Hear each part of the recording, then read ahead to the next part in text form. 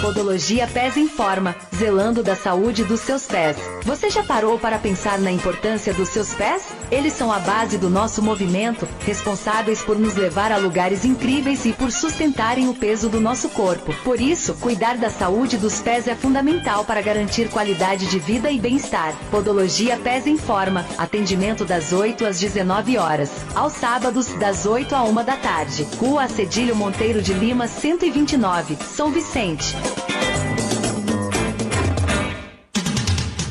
Clínica de Estética Mãos de Fada, onde a beleza e o cuidado se entrelaçam em um ambiente acolhedor e envolvente. Aqui, cada detalhe é pensado para proporcionar uma experiência única e transformadora, realçando ainda mais a beleza que é em você. Atendimento com hora marcada de segunda a sábado no telefone 47 997 05 4702, Rua Rui Barbosa 39, São Vicente, @fadas_estética.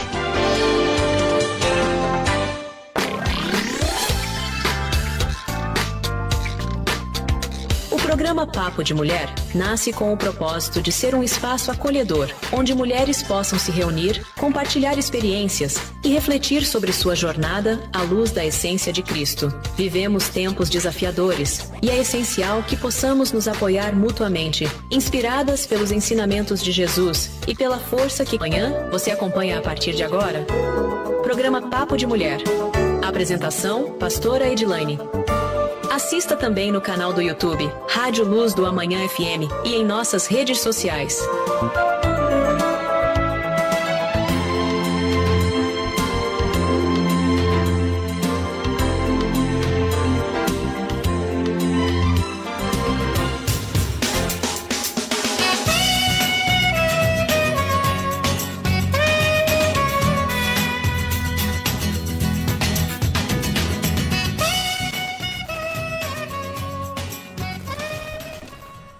Olá, muito bom dia! Aqui pastora Silvana, substituindo a pastora Edilaine nesse sábado maravilhoso, um sábado chuvoso, e hoje nós trouxemos uma pessoa muito especial, uma pessoa que vai falar da saúde íntima da mulher, um assunto que é de extrema importância, porém muito pouco, mas muito pouco falado. Está comigo aqui a Priscila, e eu vou deixar ela se apresentar para vocês. E nessa manhã maravilhosa, chame as suas amigas e diz: amiga, vem para cá porque tu vais ouvir coisas maravilhosas que vai te libertar para viver uma vida plena, inclusive na sexualidade.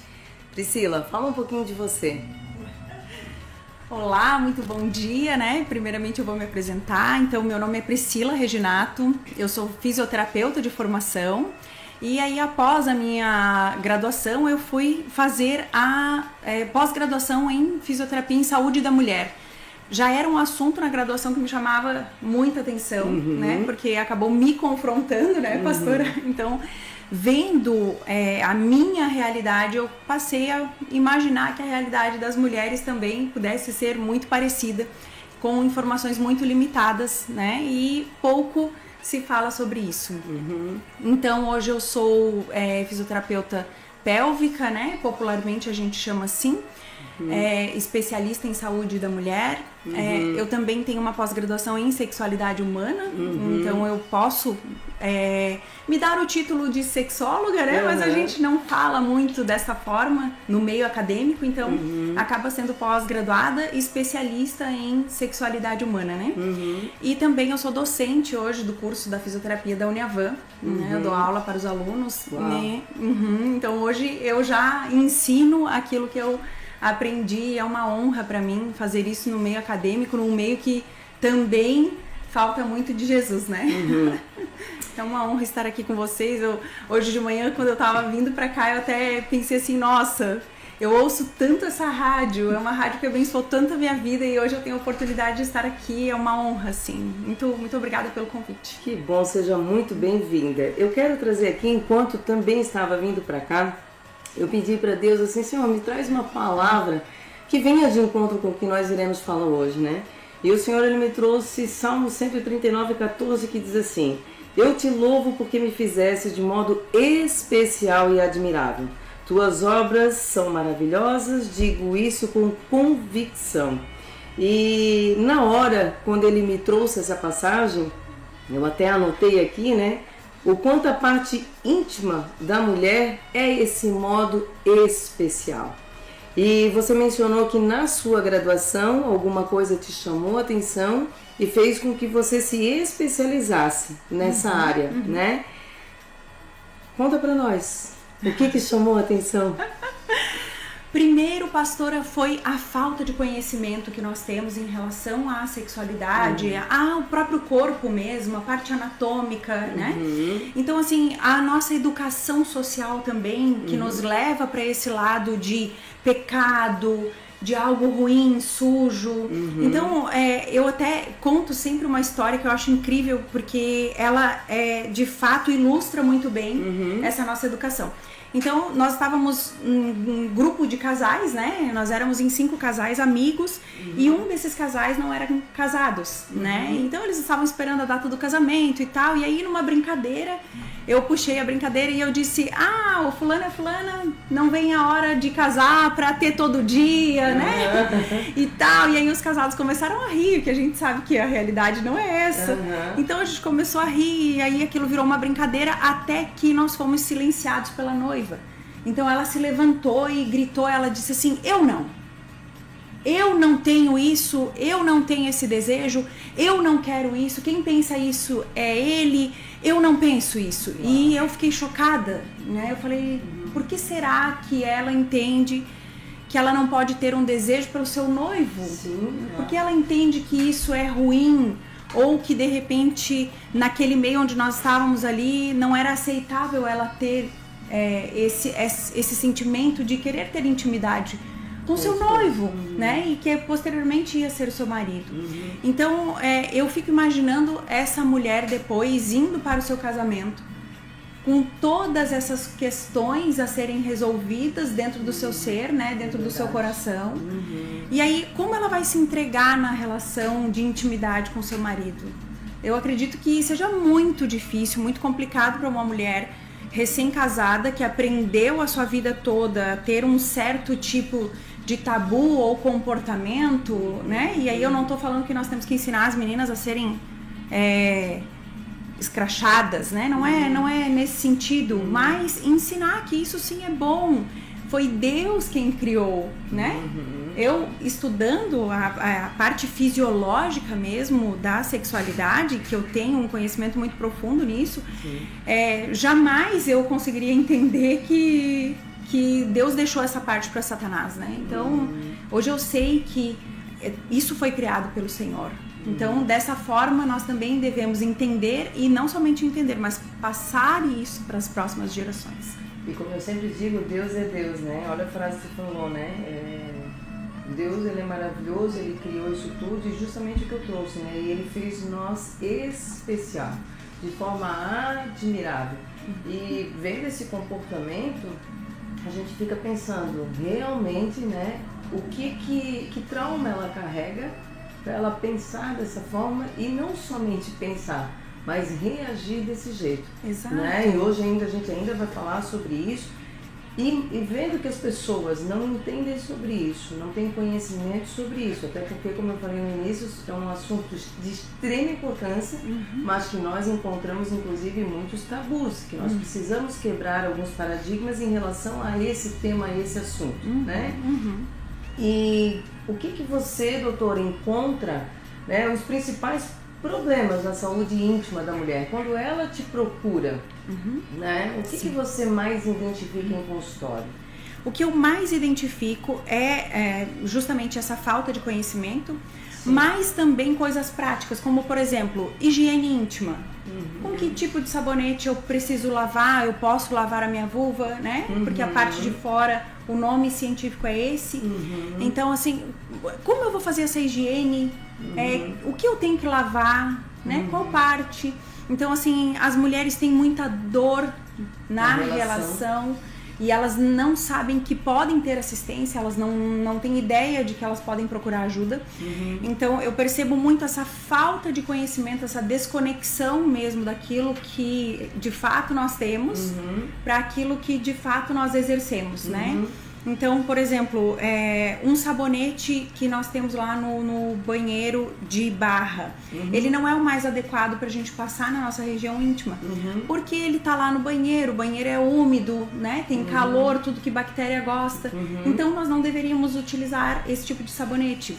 Mas o sabonete líquido de glicerina, por que a gente usa sabonete líquido de glicerina em bebês, por exemplo? Porque justamente ele não varre da pele toda a proteção.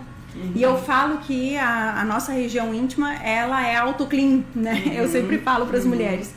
Então, nós não precisamos de muito para essa limpeza acontecer, porque nós temos bactérias que convivem harmonicamente ali e fazem essa nossa proteção.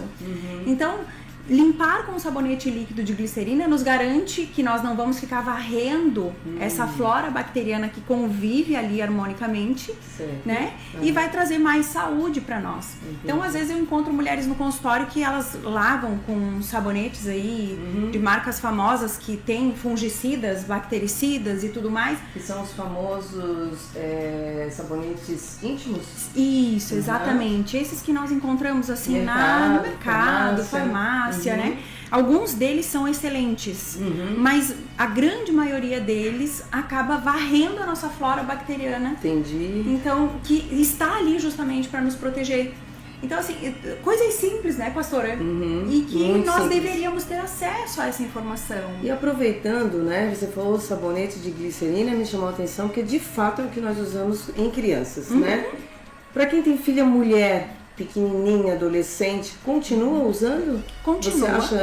Você indica, na verdade, é indicado? Indico, sim, indico. Ensinar desde pequenininha de que, ó, esse aqui é para lavar o corpinho, esse aqui é para lavar as suas partes íntimas. Exato. Muito importante, porque isso vai garantir que a menina tenha sempre a flora bacteriana dela protegendo ela, né? Então, quando você não tem um sabonete fungicida, bactericida, enfim, ele não vai tirar a sua proteção natural. Então, a chance de tu ter uma infecção vaginal, ela é mínima, né? Então, a gente acaba diminuindo muito essa chance. Doutora, você falou de mulheres que sentem dores e de fato isso é uma coisa muito comum, né? Em consultório, eu também recebo muitas pessoas quando nós estamos tratando terapeuticamente delas, né? Da saúde mental, da sua alma, e elas relatam isso de fato. Mas eu vejo uma resistência de buscar, porque elas não sabem como será, e eu sei que também hoje, né, nós não vamos conseguir trazer isso, porque cada caso é um caso, mas como é que é feito, rapidamente falando, né, de uma forma resumida, ou quanto tempo leva? Você recebe mulheres assim que são questões simples, você pode falar um pouco sobre isso, até para nós encorajarmos essas mulheres a irem ao consultório? Sim. A consulta da fisioterapia, ela funciona como se fosse uma consulta ginecológica, certo, né? Só que a fisioterapia avalia a função da musculatura do assoalho pélvico. Entendi. Então, a musculatura do assoalho pélvico, ela exerce 3 funções. Então, é a urinária. Existem muitas mulheres que perdem urina justamente por conta desse fechamento da musculatura. Então, assim, a musculatura precisa ter um fechamento rápido para que essa mulher não perca urina, por exemplo, aos esforços. Entendi. Né? Então, são os escapes da urina que se fala, exato, é isso? Existem alguns motivos pelo qual a mulher perde urina. Às vezes pode ser um motivo de hiperatividade da musculatura do detrusor, que é a musculatura da bexiga, né? E aí o tratamento se difere um pouquinho desse que a musculatura não tem capacidade de contrair voluntariamente. Então, na fisioterapia a gente vai avaliar essa função muscular, mas com o relato da mulher eu consigo entender que tipo de incontinência urinária ela tem. Então, por exemplo, se a mulher chega pra mim e diz assim, ai doutora, eu não consigo segurar, assim, quando vem o xixi, vem e eu perco tudo. Eu entendo que não é só muscular o problema dela, né? Porque quando a bexiga se contrai, a musculatura do assoalho pélvico contrai, fechando o canal uretral por onde sai a urina. Esse fechamento faz com que a bexiga pare de se contrair para esvaziar o conteúdo de urina que tem dentro dela. Se isso não acontece e essa mulher perde todo o conteúdo de urina, é porque a bexiga dela não parou de se contrair, mesmo com esse estímulo muscular. Então eu entendo que de repente ela tenha algo relacionado também à bexiga. Entendi. Pelo próprio relato da paciente, sabe? Então o assoalho pélvico exerce essa função urinária, exerce a função fecal. Então muitas mulheres têm uma constipação crônica, por exemplo, né, umas fezes mais endurecidas. Isso atrapalha sim o funcionamento do assoalho pélvico. Pode deixar essa musculatura mais hiperativa. Vamos raciocinar aqui, o que vem do reto é sólido. A musculatura, ela tem uma certa tensão, uma certa pressão para segurar as fezes. Se essa mulher começa a ter uma impactação fecal, um bolo fecal um pouco maior nessa região, o corpo entende que não vai conseguir segurar se não aumentar o tônus dessa musculatura, se não aumentar essa contração. Então ele aumenta essa contração. E aí fica mais forte, fica mais pesada essa contração, né? Para justamente segurar aquilo. E claro que eu tô falando disso longo prazo. Então é uma mulher que tem constipação constante, né? Assim, aquele quadro de constipação já de muito tempo. Essa musculatura começa a ficar hiperativa. E aí, como eu falei, a musculatura exerce 3 funções: é urinária, fecal e sexual. Então ela pode sim ter dor na relação sexual por conta de uma constipação.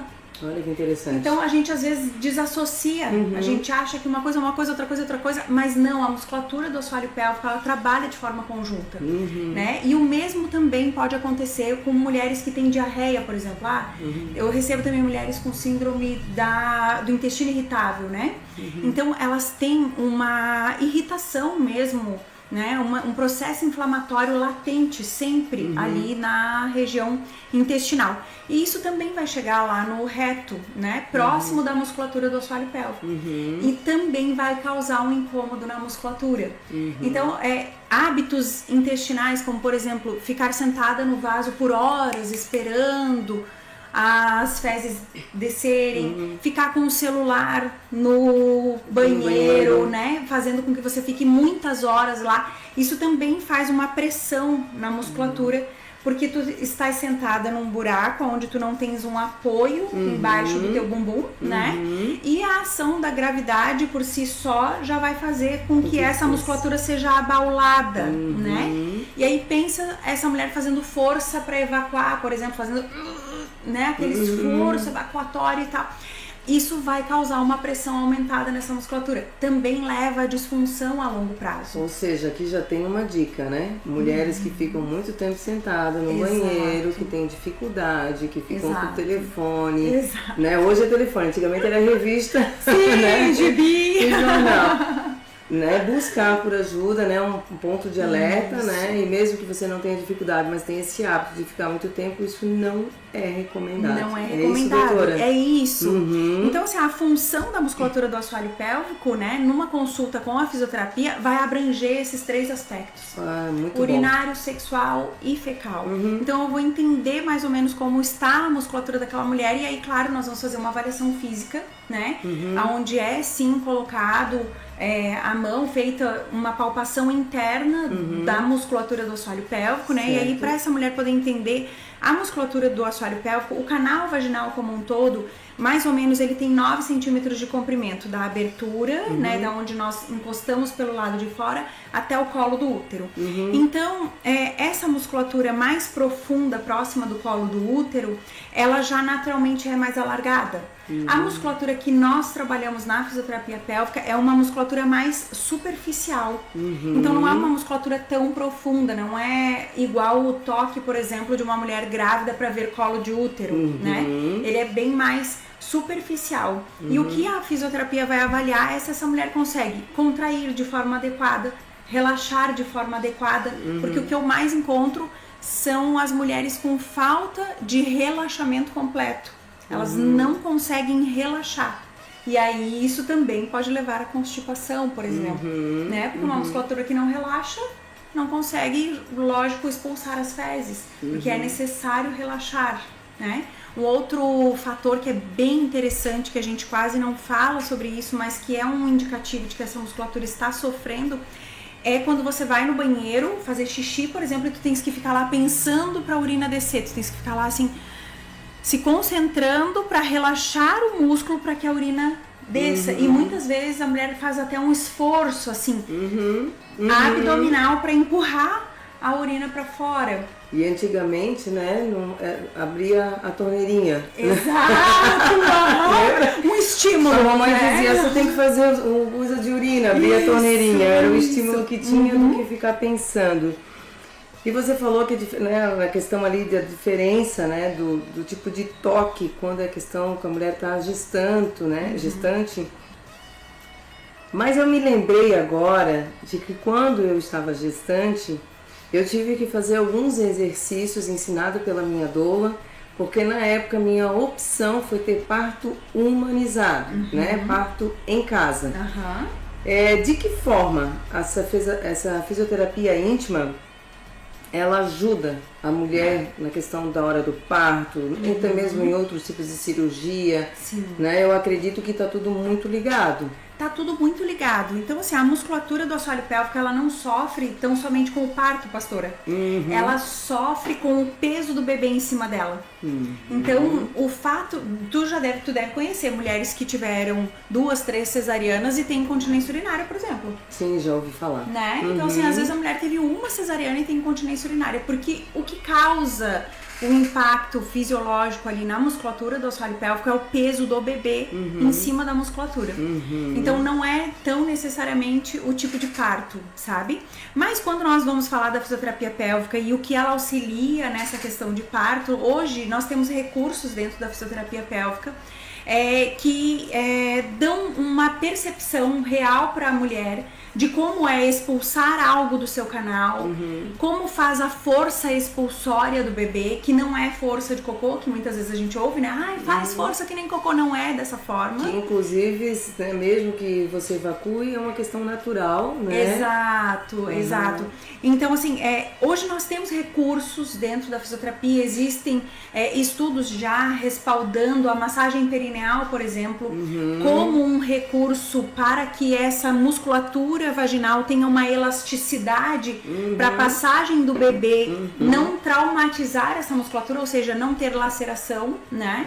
Então, eu tive 4 pacientes agora, nesse mês passado, que tiveram bebês de parto normal, seus primeiros bebês, e só com o treinamento comigo lá elas não tiveram laceração.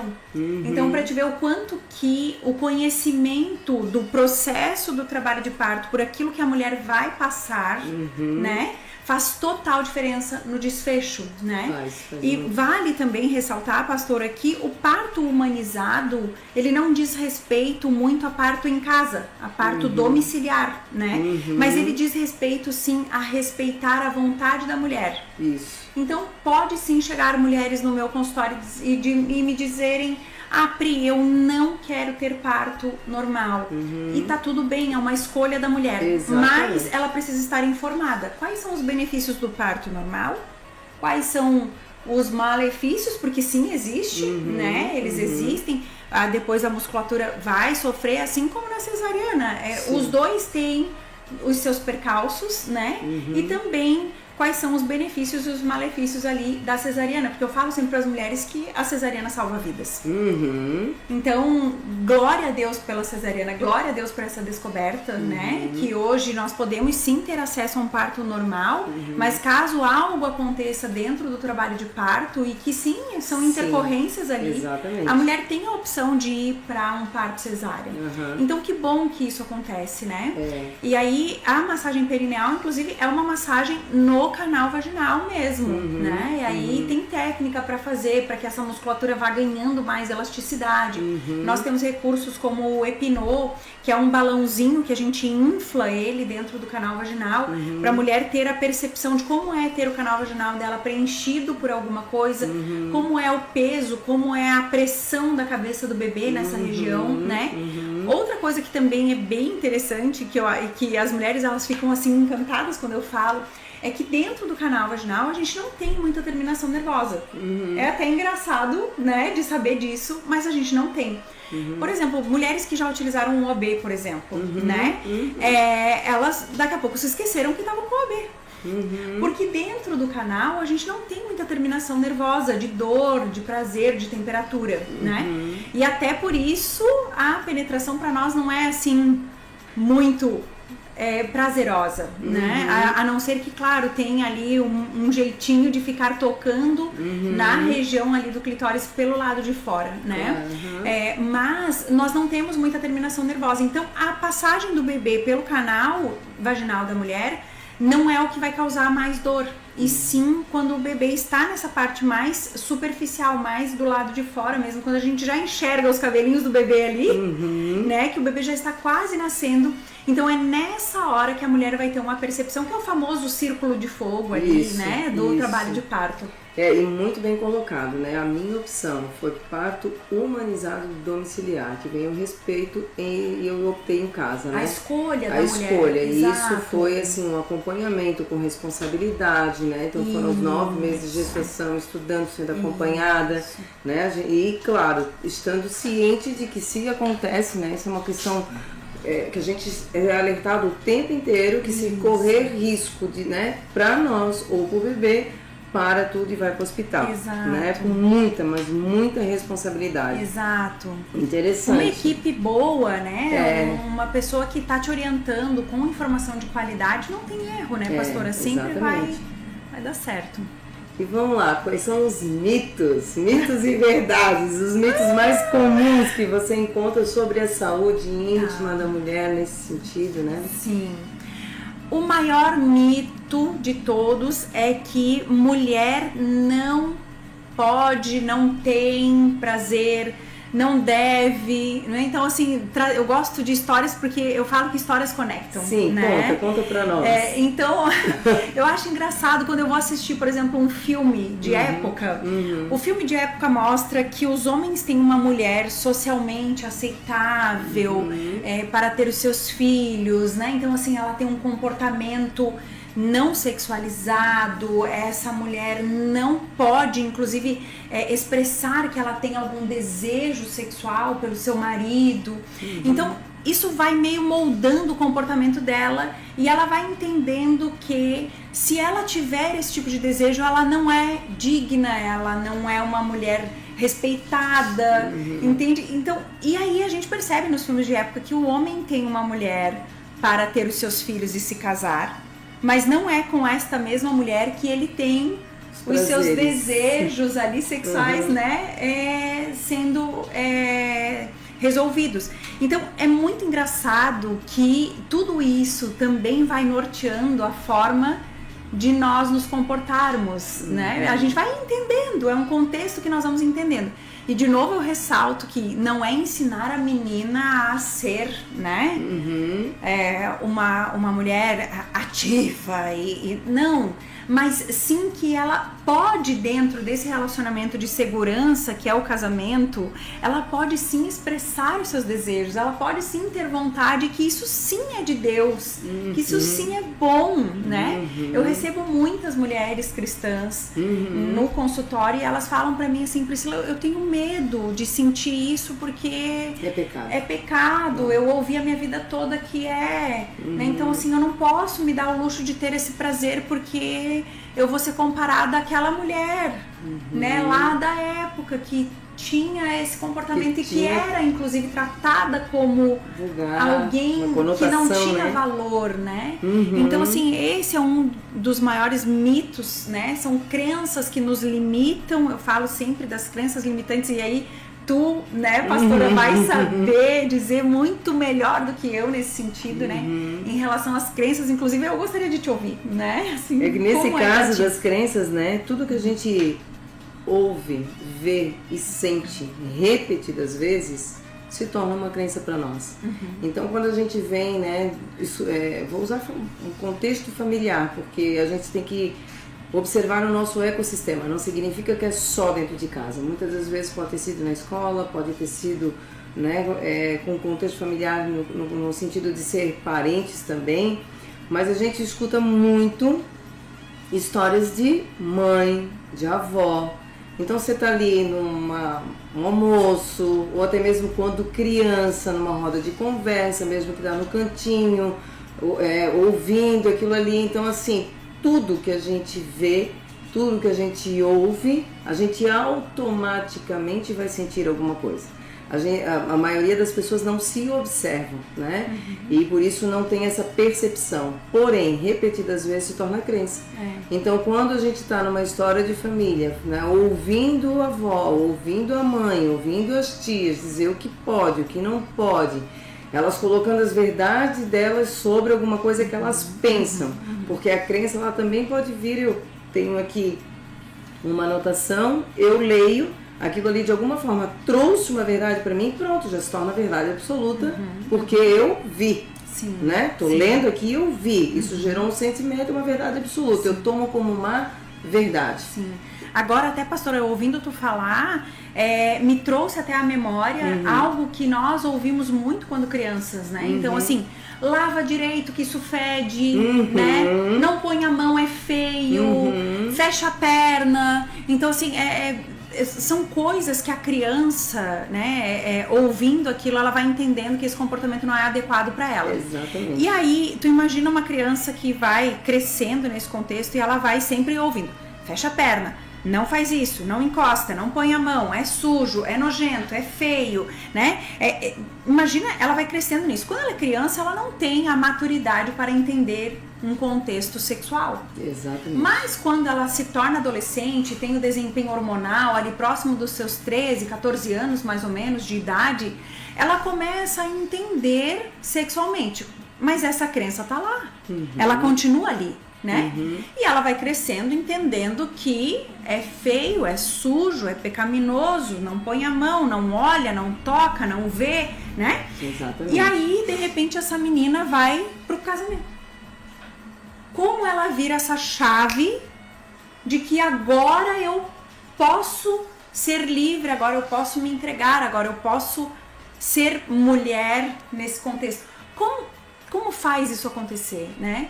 Então é muito difícil quando nós vivemos nesse contexto de religiosidade, falando muito sobre crenças, né? Colocando a verdade do outro em nós. Eu recebo mulheres que nunca tiveram filho e elas falam assim, Priscila, eu fico apavorada de ter parto. Eu falo, mas você já passou pela dor do parto?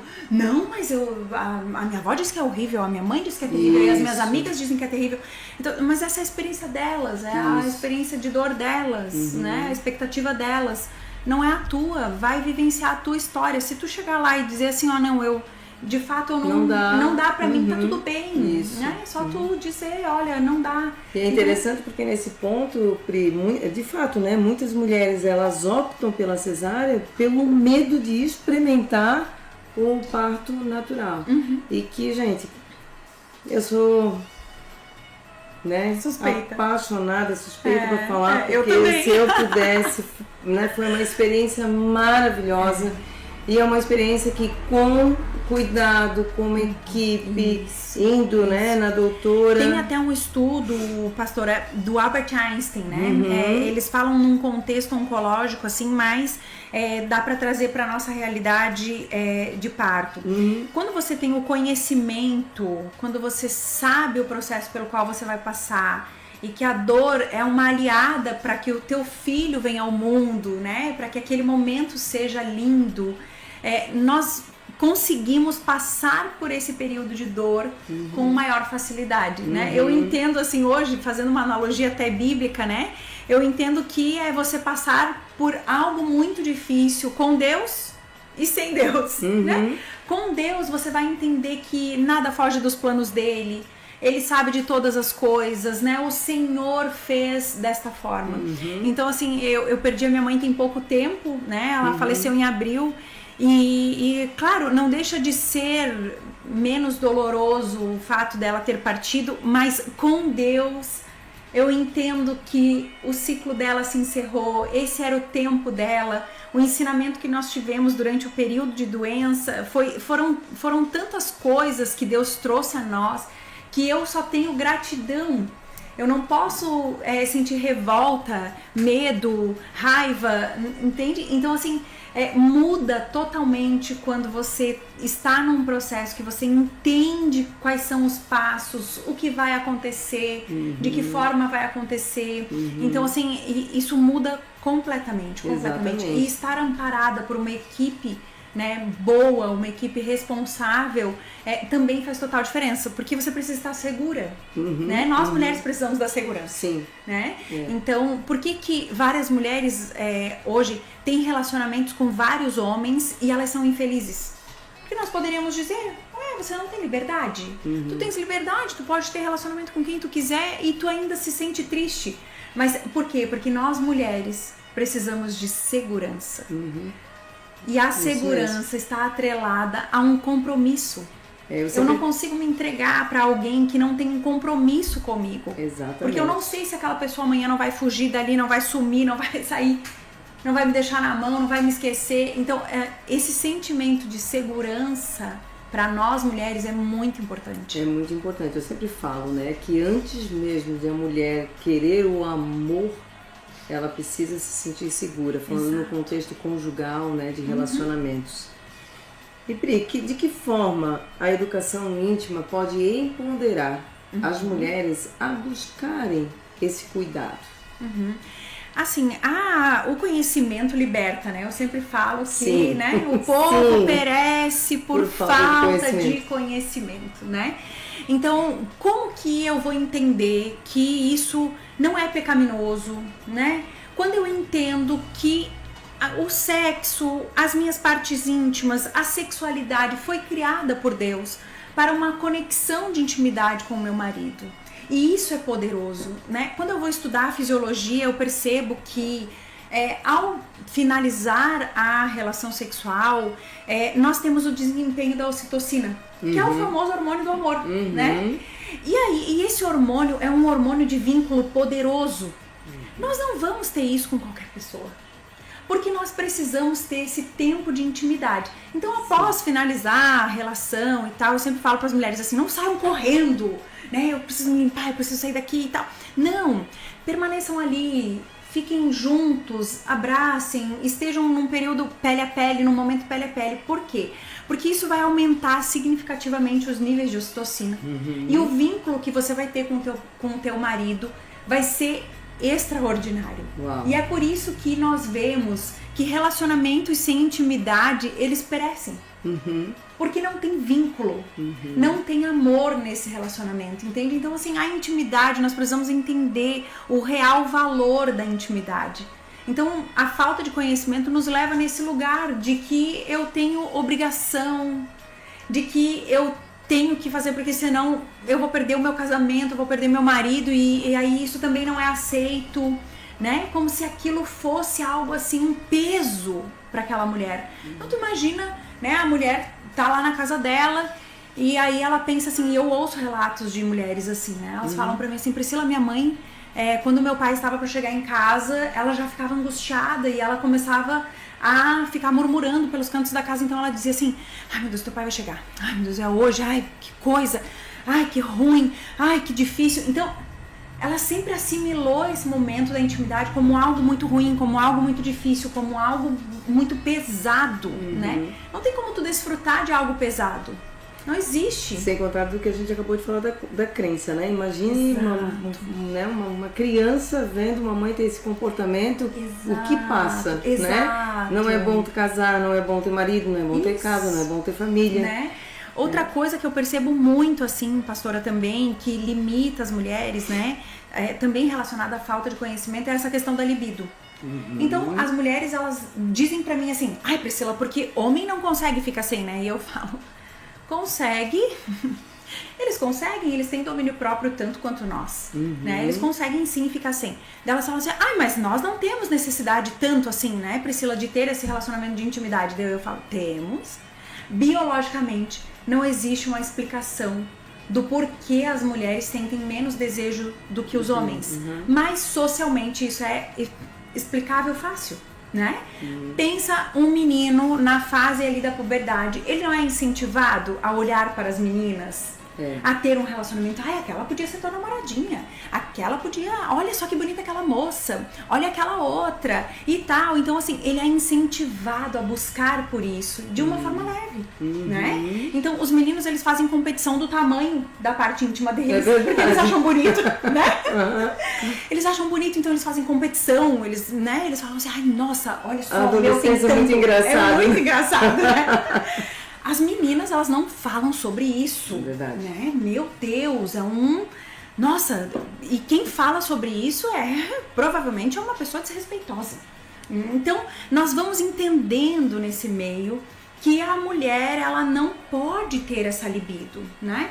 E muitas vezes também elas chegam até mim e elas falam assim, Priscila, me dá alguma coisa, eu quero ter desejo.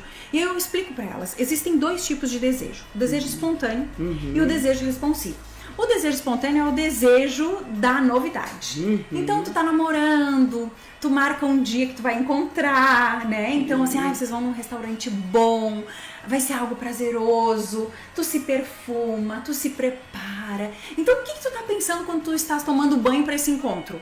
Estás pensando, ai meu Deus, que bom, eu vou ter o meu encontro com aquela pessoa tão agradável, que maravilhoso que vai ser. Isso já gera um desejo espontâneo, né?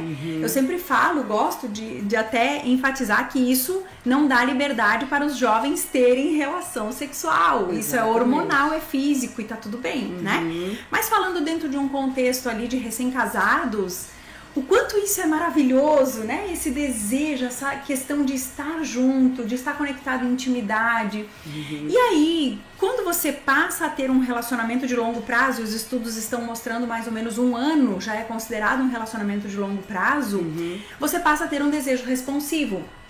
Porque não é mais novidade que tu vai chegar em casa e o seu esposo vai estar lá. Né? Não é mais novidade, ele vai estar lá, né? Eu não preciso mais me arrumar. Exato! Entre aspas. Né?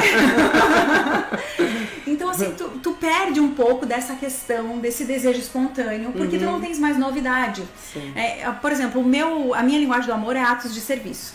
Então, se eu chego em casa e o meu marido tá lá, né? Eu sempre conto que ele tá, assim, com o pano de prato, assim, no ombro e tal, e ele vem, abre a porta pra mim da casa, eu falo, uau!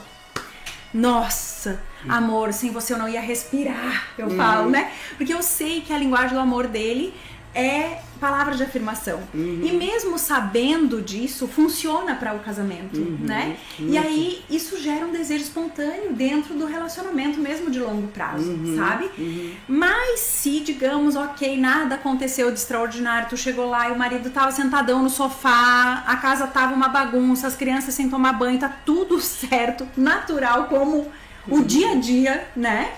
Mas vocês vão lá pra cama e vocês têm aquele momento de intimidade e o corpo responde àquele carinho, é um desejo responsivo.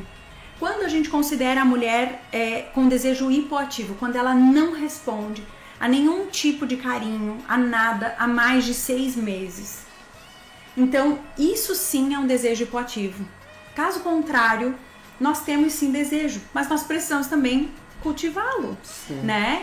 Outra coisa que eu percebo, assim, que o comportamento da mulher até ela casar é Então, quando você tá no relacionamento lá namorando, a gente brinca, a gente tem uma mão meio boba, né? Assim, que talvez não vai chegar aos finalmente, né? Não deveria, não faz parte do namoro, a gente sempre enfatiza isso, mas existe essa brincadeira, existe isso. Dentro do relacionamento do casamento, isso simplesmente acaba, como se fosse um marco, assim. Então agora nós somos adultos, casados, e a partir daqui nós não podemos mais brincar um com o outro. Isso não faz mais parte. Então, assim, enquanto nós estávamos aqui nessa fase, isso fazia parte. Agora daqui pra frente isso não faz mais parte.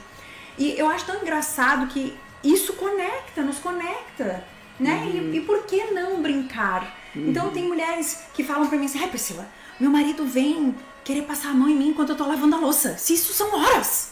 E aí eu falo assim, mas não tem hora mesmo, minha irmã, né? Não tem hora, tá tudo bem. Marcar, né? Então vamos marcar, querido. 11 horas de sábado. Né? E só essa hora, e aproveita. Se chegar 11h01, acabou, né? Então, assim, é importante tem que a gente, tabus, né? sabe? Pô, vai lá, né? Abraça. abraça, dá um beijo. E aí eu até falo para as mulheres assim, qual é a chance desse carinho se tornar de fato, né, uma relação de intimidade? E elas falam assim pra mim, Priscila, é nula. Eu falo, então aproveita, brinca, né? Exatamente. Porque às vezes essa brincadeira não vai dar resultado nem à noite. Tu vai chegar à noite, tu vai dizer assim, sim, tu, né? Nós brincamos lá e agora tu vai dormir, né? Porque acontece. Então, assim, tenham isso como hábito, essa brincadeira, esse relacionamento gostoso. Que bom estar em contato com a outra pessoa, que bom estar com aquela pessoa. Como era no namoro, né? Só que hoje em outro contexto. Exatamente. Então, assim, a gente perde, parece que existe, né, uma forma assim, depois que vira mãe, então, não, agora eu sou mãe. Não, mãe não faz isso. Porque a minha mãe não fazia. Esquece. Então, a gente acaba meio nos limitando em relação à nossa própria sexualidade. E Pri, deixa eu te fazer uma pergunta, né? O que tu poderia dizer de exercício, de prática diária, né? Que a mulher ela pode incorporar no dia a dia dela. Ó, tu acabou de dizer, né? Teve um carinhozinho, incorpora, deixa brincar. Além disso, o que mais? Então, nós temos alguns exercícios dentro da fisioterapia pélvica de mobilidade da pelve. Ficar rebolando, rebolar. Né? Já que eles não estão nos vendo, vamos ver depois, né? Pra quem tá ouvindo, rebolar. Isso, é o famoso rebolar. E nós podemos fazer isso no banho, né? Pode perceber, pastora, que na nossa adolescência a gente tem um certo equilíbrio, né? Vou dar um exemplo. Se você tá andando no meio fio, tu anda no meio fio, tu anda rápido no meio fio quando tu é adolescente. Então tu vai um pé na frente do outro, rapidinho tu vai andando, tu tens muito equilíbrio e tal. Quando tu vai ganhando uma certa maturidade, tu vai perdendo um pouco desse equilíbrio. Então andar de repente no meio fio não vai mais ser tão fácil quanto era quando a gente tinha mais agilidade, né? E nós vamos ficando meio endurecidas. Pode perceber que a gente rebola quando a gente é criança, mas a gente também é proibida de fazer isso, né? Porque os nossos pais entendem, porque a maldade está no adulto, a criança não tem essa percepção sexual. É verdade. Então os pais bloqueiam muito isso, né? Mas o rebolar faz com que nós movimentemos essa musculatura do assoalho pélvico. Então facilmente a gente consegue movimentar quando a gente rebola. E aí é o rebolar da pelve, não é fazer um movimento com o corpo, sabe? Não é pêndulo assim, né? Sim. Então a gente faz o movimento do quadril, de ir pra frente, pra trás, levanta um lado e outro como se fosse caminhar com o bumbum, assim. Então esses movimentos já vão fazer com que a musculatura do assoalho pélvico responda.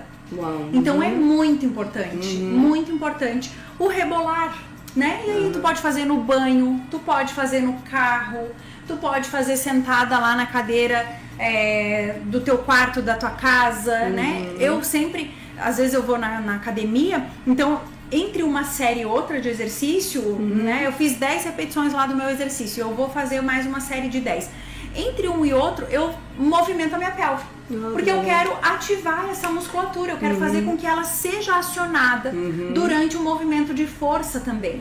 Então é importante esse movimento, né? Legal. A contração da musculatura do assoalho pélvico, a gente pode sim tentar fazer enquanto tá fazendo xixi. Só que assim, eu quero deixar claro que isso não é uma prática boa de se fazer. Por quê? Porque quando você faz a contração da musculatura do assoalho pélvico, você inibe a bexiga de se contrair. Então vai ter sempre um resto de urina lá dentro e isso pode sim levar você a ter infecções urinárias. Então não é legal ter isso como prática.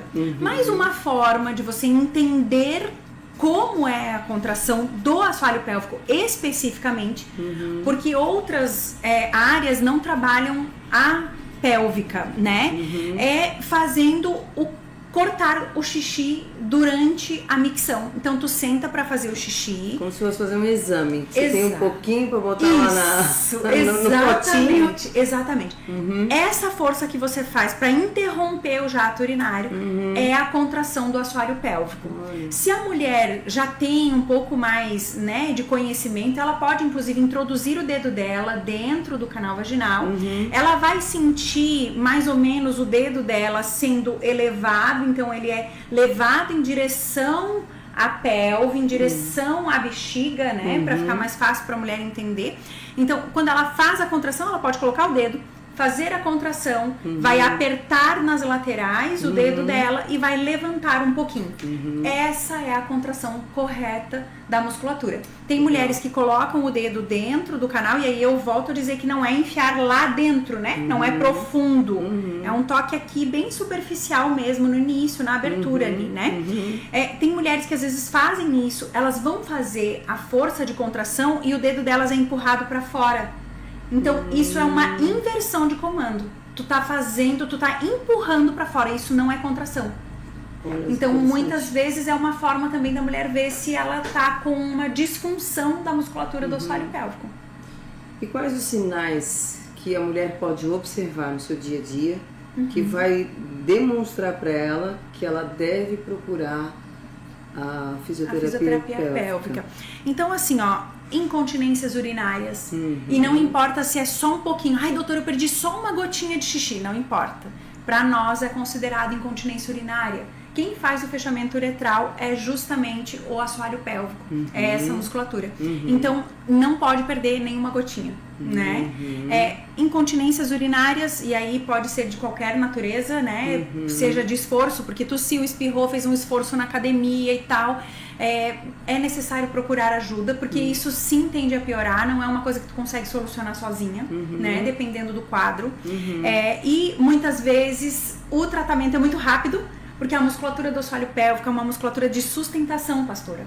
Então, sendo uma musculatura de sustentação, ela responde rápido ao tratamento. Não é várias sessões de fisioterapia que a mulher precisa ficar fazendo. E ela leva os exercícios para casa. Então ela pode depois dar continuidade em casa sem problema nenhum. Pode colocar no dia a dia dela, pode fazer os exercícios no banho, como eu falei, né? Eu mesma faço no banho, porque para mim já é um momento que eu vou estar lá, prático, já fiz o meu exercício e tá ótimo, né?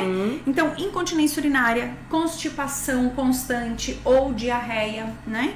Dor na relação sexual, sensação de ardência no canal, parece que tá ardido, parece que tá sensível, ou até mesmo na região vulvar, a gente chama isso de vulvodínia, né? É uma condição em que a mulher desenvolve uma dor crônica nessa região, e tem tratamento também, a gente tem tratamento de dessensibilização sistemática. Então, assim, hoje dentro da fisioterapia nós temos uma gama de tratamentos para auxiliar essa mulher, né? Até mesmo a mulher que sente, parece que tá meio frouxa, né? Muitas vezes elas também têm essa questão. Não tem perda urinária, não tem problema de constipação, mas parece que tá frouxo. Elas falam assim, Priscila, parece que tá meio frouxo, meio estranho, né? Então também existe também uma condição que é bem até engraçada quando eu pergunto para as mulheres, porque com todas já aconteceu. Às vezes durante a penetração sai um pum pela vagina, assim. Isso também pode significar uma fraqueza da musculatura do assoalho pélvico quando é de forma constante. Então, por exemplo, a mulher vai na academia e sente que saiu ar também pelo canal. Isso também demonstra para nós uma fraqueza dessa musculatura. E tem tratamento, né? Igual ir na academia, pastora, sabe? A prioridade que nós temos de ir para academia é justamente trabalhar os músculos, né? E a região pélvica é uma região muscular. Então, é necessário trabalhar com essa musculatura, sabe? E nós temos, inclusive, cones vaginais com peso, como se fosse halteres para a região íntima. Então é bem legal, assim, é divertido, né? A gente tem joguinho, tem jogo de videogame que a mulher passa, fazendo as contrações do assoalho pélvico. Então, assim, é bem divertida a sessão da fisioterapia pélvica. Que legal. E Pri, pra gente fechar, que conselho você daria para essas mulheres que hesitam em buscar ajuda profissional nessa questão? Assim, o maior conselho que eu posso dar é busquem por pessoas que deem informação de qualidade. Eu sei que nesse meio da sexualidade existe muita deturpação, existe muito conselho ruim, existe muita violação até, né? Da forma como nós devemos nos relacionar. Existem pessoas até ensinando formas de se relacionar como se nós fôssemos assim meio robôs, né? Então, como se nós funcionássemos da mesma forma. Isso não existe. Então, assim, busque esse autoconhecimento. O que eu gosto? Como eu gosto de ser tocada? Eu sempre falo para as mulheres assim, né? Eu, Priscila, né? Eu não gosto desse toque superficial. Sabe essa coisa assim, parece uma formiga passando? Né? Eu tenho um pouco de...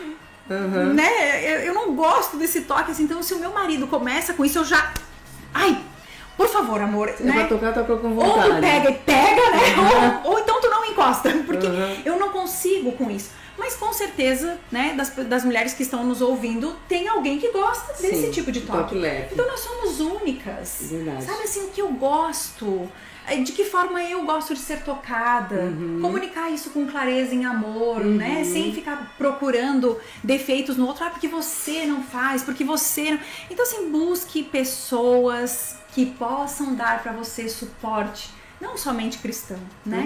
Mas com informação de qualidade, de que isso é de Deus, de que você pode sim desfrutar desse momento de intimidade com muito prazer e que sim, o Senhor celebra e se alegra com esse momento, né? Porque é a tua família que vai ser fortalecida, os teus filhos vão estar vendo que o teu relacionamento é um relacionamento bom, né, pastor? Como nós falamos anteriormente, os filhos vão entender que casamento é bom, que relacionamento de intimidade é bom e que existe sim um lugar seguro para que isso aconteça. Então, é importante a informação de qualidade, buscar pessoas que possam dar esse suporte. É fundamental, mas muito mais do que isso, né? Eu falo que é o relacionamento de intimidade com Cristo. Senhor, me ensina, me mostra aquilo que eu preciso, né? Porque eu sou uma pessoa única, eu sou um ser humano único, eu preciso ser tratada de forma especial, né? E o Senhor se importa. Sim. Eu conto para as pessoas que eu oro pelo estacionamento. Eu falo assim, Senhor, arruma um estacionamento para mim. E as pessoas dizem assim, ai Priscila, capaz que Deus vai se incomodar com o teu estacionamento. Ele se importa. Ele se importa. Ele se importa, é a vaga da filha do rei, né? Exato! E sempre tem um estacionamento, é muito engraçado, assim, sabe? Virou até uma brincadeira na minha casa, assim, as pessoas até falam, meu Deus, depois que eu vi tu orando pelo estacionamento, eu também oro, e tá certo. Elas falam assim, viu, Deus se importa com detalhes, Ele se importa também com o teu prazer na área sexual, né? O Senhor se importa com você, é importante. Até porque, né, a palavra mesmo diz que o sexo dentro do leito do matrimônio é bendito. Exato. Se é bendito, se é bom, se é belo, ele se importa para que você tenha prazer nesse momento. Exato. Muito bom. Pri, coloca o teu Instagram aí, fala pra mulherada, pra quem quiser te procurar, né? Sim, o meu Instagram é @prireginato, né? E aí lá tem N conteúdos, né? Vale muito a pena seguir. Você pode ir lá e maratonar, né? Tem muita coisa lá de qualidade, informação de verdade, baseado na ciência, né, pastor? Assim, não é nada tirado da minha cabeça. E eu creio que todas as coisas foram criadas por Deus. Quando eu leio a palavra do Senhor e eu, né, vejo que tudo que Deus criou é bom, que o próprio Deus olhou e disse, tudo que eu fiz é bom. Então, a nossa região íntima também é bom, o prazer dentro do relacionamento de intimidade é bom. Então, eu, assim, fico maravilhada, né, com isso e coloco muita coisa lá no meu Instagram. Então, vamos lá, né? Curtem. É isso aí. Então, Pri, importante. Gratidão por essa manhã, gratidão pelo ensinamento, muita informação mesmo, muito conteúdo bom, como ela mesma falou, né? Responsável.